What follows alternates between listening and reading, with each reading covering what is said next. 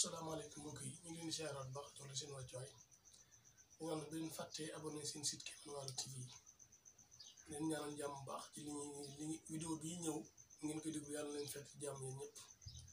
tey ñëw yéen ba tey waxtaanee ba tey tuuti rek ci mbirum ñaan maanaam ngeen xam ne kii ñaan su daam ku mu ñaan suñu borom day ñaan ndax ci képp koo dem fekk mu yor kurus ak alxuraan wala leneen di jàng xam leen ni kooku moom am na keneen ku man ku muy waxal ngir bëgg kooku def kon ñu ngi naan ngëm-ngëm ñaan ndax nit ki boo ko gëmee wóolu ko rek loo def mën naa nangu boo ñu ci ñëw ne ko defal mën naa ne ko defal ma ko rek boo ko waxee defal ma ko rek bu ko defee rek suñu borom da ci ànd ci saa si parce que xam ne am na ngëm-ngëm gi mooy li ñaan yàlla ko suñu borom def ndax li may wax chaque jour rek moo si faan wa rahmatullahi moom suñu borom ne alxuraan day jëriñ waaye ñu ko gëm lay jëriñ kon moo gëmoon dara mën naa jëriñ ba tey ñëw yéen ci liy faj asma da ngay jéem a fexe wut xobi yër da ngay wut xobi yër nga bind basmala 113 soo ko bindee nga boole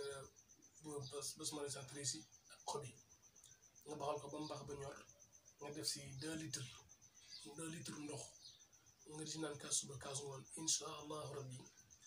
sa asma dina dem ba dañ ba si wecc incha allah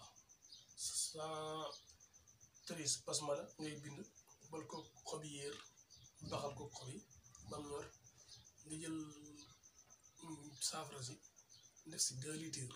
mooy biron yooyu rek 2 litres yooyu nga teg ko sa néeg di ci naan kaas suba kaas ngoon ba 2 litres yi jeex